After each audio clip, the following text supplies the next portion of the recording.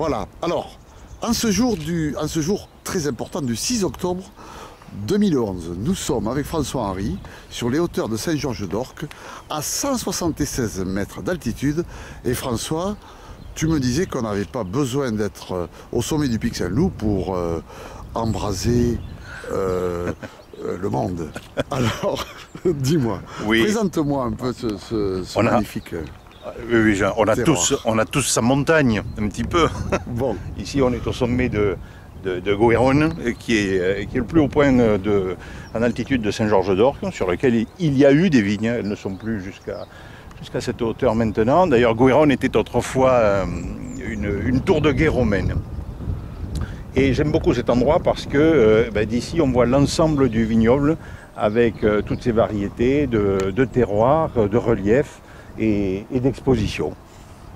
Voilà. Alors, Montpellier. Montpellier est juste sous le soleil. Sous le soleil.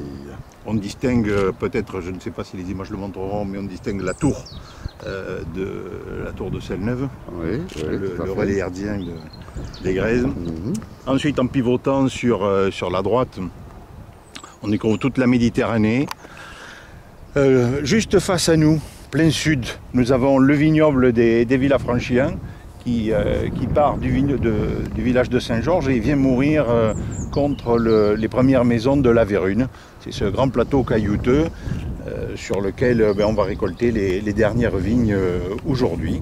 D'ailleurs, tu disais que c'était un jour important, c'est un jour doublement important, une raison qui était très personnelle, hein. Et puisque aujourd'hui c'est en même temps pour nous le dernier jour des vendanges, mis à part les vendanges tardives bien sûr, mais le dernier jour des vendanges, nous allons cueillir aujourd'hui la vigne de Villafranchien.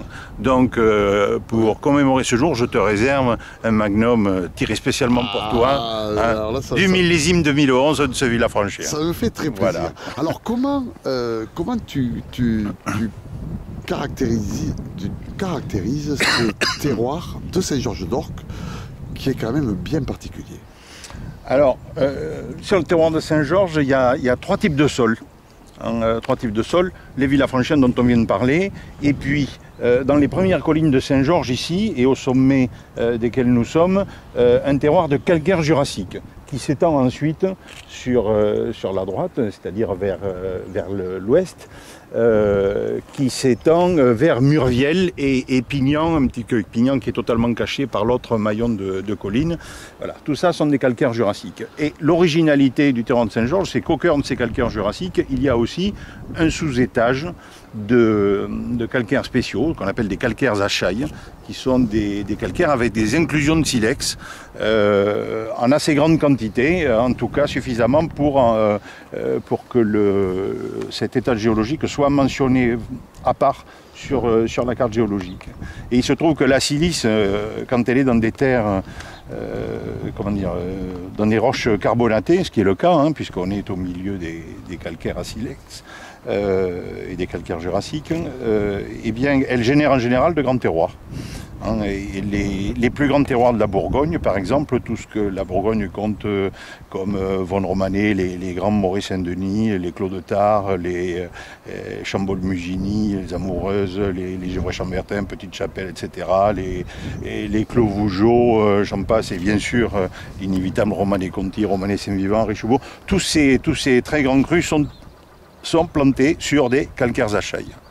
Alors, est-ce que c'est une similitude de terroir entre Saint-Georges-d'Orques et la Vérune et la Bourgogne qui fait que les vins de Saint-Georges ont une élégance particulière? C'est probable, c'est très probable en tout cas. En tout cas, ce qu'il y a de sûr, c'est qu'au niveau de l'antériorité, vous êtes avant ces grands domaines de Bourgogne. Non, non. La notoriété, on ne peut pas la notoriété, l'antériorité. L'antériorité.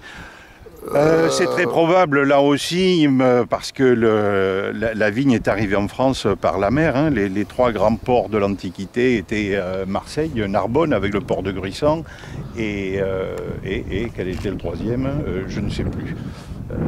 Agde, bien sûr, Agde, voilà. voilà. C'était le port d'Agde. Et il est évident que le vignoble méditerranéen a été le premier vignoble en Gaule antique. Hein. Et puis il est remonté petit à petit vers le nord, hein, parce que la vigne était une marque extrêmement forte de niveau de civilisation. Et elle l'a toujours été.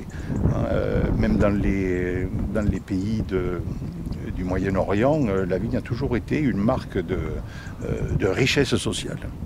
Voilà. Il serait donc dommage, je crois, de s'en priver. Tout à fait. Voilà, alors je crois qu'on a dressé à peu près le panorama avec ici tous les très beaux coteaux de Murviel.